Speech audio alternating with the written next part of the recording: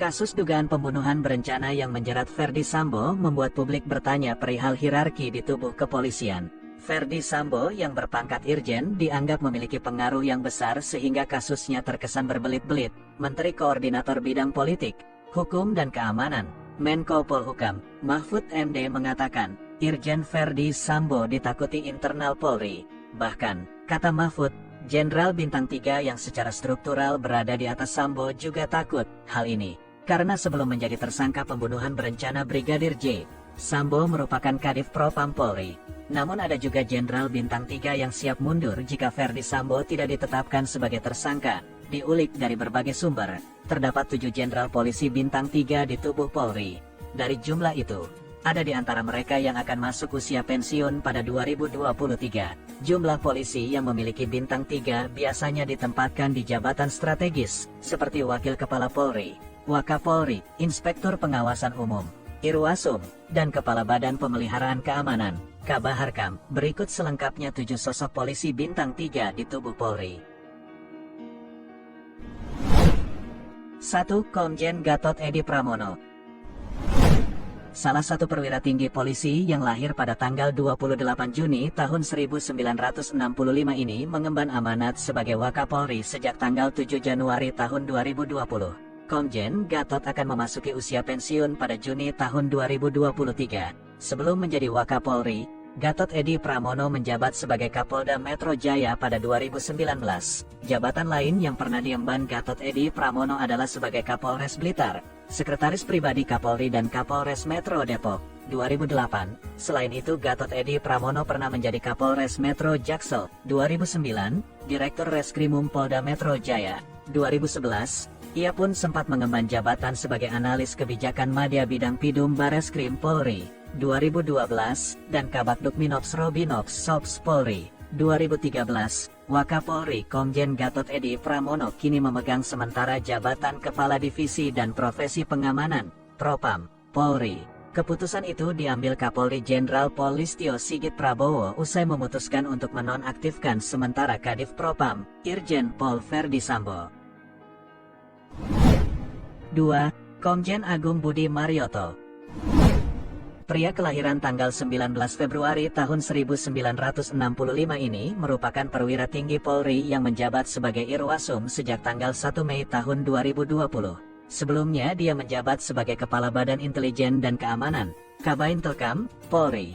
Baru-baru ini, nama Komisaris Jenderal Polisi, Komjen Pol Agung Budi Marioto sempat disebut-sebut dalam rapat dengar pendapat Kapolri dan Komisi 3 DPR, Rabu, tanggal 24 Agustus tahun 2022.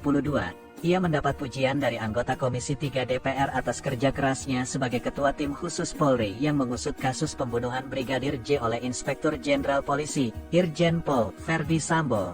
Melansir Kompas.com, setelah istri pertamanya meninggal pada tanggal 20 November tahun 2015, Komjen Pol Agung Budi Marioto menikah lagi dengan istri keduanya yang bernama Winnie Carita. Winnie Carita adalah wanita lajang yang bekerja sebagai seorang pembawa berita di stasiun televisi TV One. 3. Komjen Arief Sulistianto. Komjen Arief Sulistianto lahir pada tanggal 24 Maret tahun 1965 dan berpengalaman dalam bidang reserse. Selain itu, Komjen Arief juga merupakan teman satu angkatan mantan Kapolri Jenderal Muhammad Tito Karnavian. Dia kini menjabat sebagai Kabaharkam Polri sejak tanggal 18 Februari tahun 2021. Perwira tinggi ini sebelumnya menjabat sebagai Kepala Lembaga Pendidikan dan Pelatihan, Kalemdiklat Polri. Sebelum menjabat sebagai Kalemdiklat Polri, Komjen Arief pernah menempati posisi sebagai Kabareskrim pada tahun 2018 lalu. Arief juga tercatat sebagai anggota Tim Khusus Penyelidikan Perkara Munir di tahun 2007, saat dirinya bertugas di Bareskrim.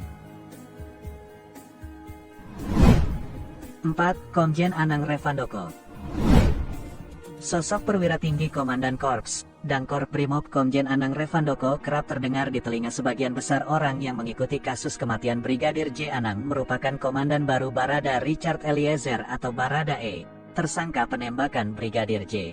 Anang Revandoko sudah mengemban amanat sebagai Komandan Korps Brimob Polri sejak tanggal 2 Agustus tahun 2019 lalu. dan mendapat kenaikan pangkat sebagai Irjen pada Juni tahun 2022 lalu. Saat rapat dengar pendapat Komisi 3 DPR dengan Jenderal Listio Sigit lalu, Anang turut mendampingi Kapolri. Jika berbicara mengenai sosok Anang Revandoko, ia bukanlah orang baru dalam jajaran Brimob. Komjen Pol Anang Revandoko merupakan seseorang yang menduduki jabatan perwira tinggi, Pati, bintang 3 di pundak, sebelum menjabat sebagai Dangkor Brimob Polri. Anang pernah mengemban tanggung jawab yang besar sebagai Kapolda Kalimantan Tengah, Kalteng, periode tahun 2017 sampai tahun 2019. Setelah itu, barulah Anang mendapat kepercayaan untuk menduduki jabatan sebagai Dangkor Brimob yang dimulai dari 2 Agustus 2019 sampai sekarang. 5. Komjen Ahmad Dofri. Nama Komjen Pol Ahmad Dofiri saat ini kerap diperbincangkan lantaran kinerja dalam mengungkap kasus Brigadir J, terutama saat berhasil membuat Baradae berani mengungkapkan kejahatan Ferdi Sambo yang sebenarnya. Dikutip dari berbagai sumber, polisi yang lahir tanggal 4 Juni tahun 1967 kini mengemban tugas sebagai Kepala Badan Intelijen dan Keamanan, Kabaintelkam, Polri sejak tanggal 31 Oktober tahun 2021. Sebelumnya dia menjabat sebagai Kapolda Jawa Barat. Komjen Ahmad Dofiri juga merupakan lulusan terbaik Akpol 1989. Ia memulai karirnya sebagai polisi sejak dinyatakan lulus dalam Akademi Kepolisian tahun 1989 dengan predikat lulusan terbaik. Ia menerima bintang Adi Makayasa. Selain prestasi itu, ia juga dikenal berpengalaman dalam bidang SDM. Tidak hanya itu, sosok yang dikenal sangat religius ini juga mengambil pendidikan di Lembaga Ketahanan Nasional. Komjen Ahmad Dofiri memiliki karir yang memang cukup cemerlang. Jabatan awal yang diterimanya adalah Kanit Resintel Polsekta Tangerang Polda Metro Jaya tahun 1990. 6. Komjen Riko Amelza Dhanil. Nama Komjen Pol Riko Amelza Dhanil sangat populer di jajaran para jenderal polisi, Kepala Lembaga Pendidikan dan Pelatihan, Kalemdiklat Polri ini pernah menjadi ajudan Presiden Susilo Bambang Yudhoyono, SBY, selama tahun 2009 sampai tahun 2012. Riko yang merupakan peraih Adi Makayasa Akpol 1988 berpengalaman di bidang reserse. Sebelum menjabat Kalemdiklat Polri, Jenderal Bintang 3 ini adalah Kabaintelkam Polri pada 2020. Berbicara soal pendidikan, pria kelahiran Bogor tanggal 14 Agustus tahun 1966 ini memiliki intelektualitas cukup tinggi.